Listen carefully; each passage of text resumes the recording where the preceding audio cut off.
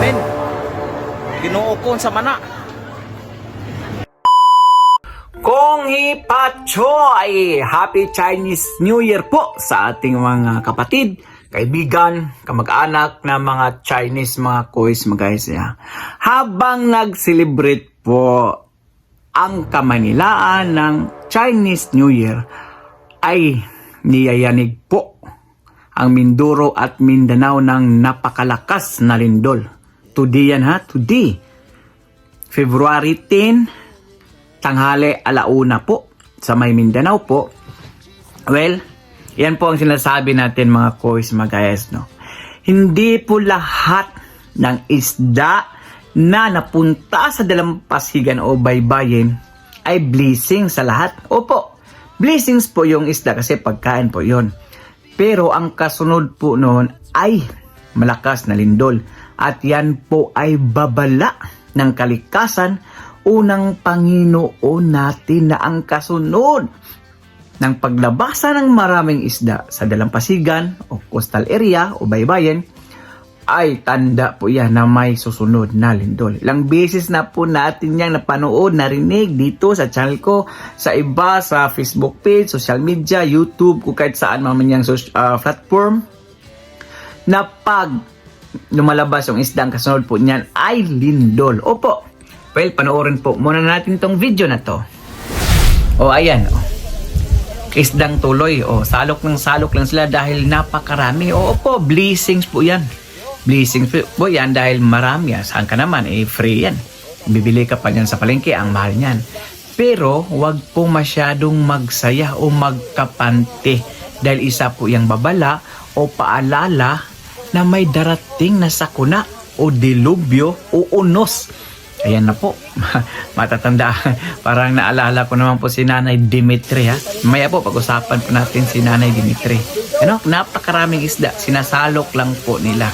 Kahapon yan, February 9. Ay doon to, kung saan po exact location yan, basta sa Mindanao po yan. Napakaraming isda, yan. O, diba? Pattern yan. Ilang beses na po natin yung napanood. O, kagaya nung nangyari sa Japan. O naglabasan ng maraming isda, ang kasunod ay lindol na napakalakas. O nangyari din yan, nakaraang taon ba yun? O nakaraang taon, nakaraang buwan sa Mindanao. O, sa Surigao Sur, anong nangyari? Naglabasan din yung mga isda. Kasunod, lindol na naman. Ngayon, nangyari na naman kahapon. Lindol. So ngayon mga kois, magayas, pagkatapos po ng lindol ngayon, sa Butuan City, ay nagkasunog po ang SM Butuan. Ayan po. So, para maniwala kayo, panoorin na ditong video nito. O, diba? Ayan. Pag makita kayo ng orange na motor, ibig sabihin Butuan yan. Lahat ng motor yan, dyan is orange talaga. Ano yan sila? Color coding yan. Yan, bagong SM yan. Katatapos lang yan. Pagkatapos ng lindol. O, diba? Kaya wag po tayong magpakampante mga kois, mga guys, dahil anong sabi ni Nanay Dimitri? Naalala naman natin po si Nanay Dimitri. Hindi pa naganap yung sinasabi niyang napakalakas na tidal wave sa Mindanao. So bago mag-create ng tidal wave, kailangan muna yan magkalindol. At yan po yung talagang paghandaan natin dahil darating din po talaga yan dahil nandyan po yan sa Bible, nakasulat yan hindi po natin yan maipagkailat, maitatago dahil nakasulat yan sa Bisaya pa, nakasulat na sa balaang kasulatan o Holy Bible mga kois, magayas. Diba? So maalala na naman natin to si Nanay Dimitri. At pag katapos ng lindol ay syempre chismuso tayo Totoo yan. Punta agad tayo sa Gagal. Tapos, P-box. So, ito pala yung naitala na lindol ngayong araw na ito. Sa Mindoro at saka sa Mindanao. Ito. Yan. Yan, Yan po. May aftershock pa. Napakarami. Every yanig yan, naka-record po yung P-box niyan. Mga kois, mga guys, Huwag yung sabihin ano naman tayo, misleading na naman, o clickbait, fake news ba yan? Hindi yan fake news. Totoo yan. Balikan na naman natin yung paalala ni Nanay Dimitri na talagang grabe. Naabangan ko talaga to mga kuys mga guys. At rin ako nagdasal na mangyari to. Sana po hindi po ito mangyari, pero nasabi na po ito ni Nanay Dimitri. So bakit po tayo naniwala kay Nanay Dimitri? Kasi noong nakarang taon nag-ikot po si Nanay Dimitri sa Mindanao, especially po sa Davao de Oro. Ang sabi niya, mag-ingat po tayo dahil may unos na dumating. Ano bang ibig sabihin ng unos? Yan po ang trahedya o dilubyo na darating. So pag sinasabi nating dilubyo, hindi lang po yan lindol, baha, tsunami, lahat-lahat na po yan. Storm. Pag sinabi kasing unos, dilubyo yan, ibig sabihin, andyan na yung baha, lindol, tsunami, landslide, ayan. So anong nangyari sa Mindanao ngayon? Yun po halos ang nangyayari, yung sinasabi ni Nanay. Ang hindi pa lang naganap yung sinabi ni Nanay na yung tubig sa karagatan ay pupunta sa kalupaan na may 10 meters in height. So biruin nyo yun mga kuys magayas. 10 meters in height. Napakalaking tubig po yun. Napakalaking tidal wave o tsunami po yun. Yan po sana ang hindi mangyari, Panginoong Diyos. Sana kung mangyari man yan, ay andam na po yung mga tao. Talagang nakapaghanda na po yung mga tao kung ano pong dapat gagawin lang pag nangyari po yan. Dahil I don't know kung sino po yung si Nanay Dimitri ha. Wala po talaga nakakilala noon. Bigla-bigla lang po yung lumabas. O diba, nagpalala siya ng tanghali. Pagkagabi noon, naglindol. Lakas ng lindol. O diba? Kaya to, panoorin po muna natin to si Nanay. Explain natin mamaya dahil Bisaya po ito. Sa dagat, kanang 30 metros ang kalap doon, maabot pa ang tubig dagat. Unya ang balod, dako nga balod, maabot sa baybay, bisan sa kaligon sa balay, ibton pa, kanang kankanon pa, dadon pa dulong sa kanang laod. Nya, kung mangutana kung kinsa ang nagsulti na ang Diyos Amahan sa langit. I-forward na dai kay para ingon siya, ipa-forward daw na sa kanang cellphone para ma-aware ang mga tao sa kanang tibok Mindanao.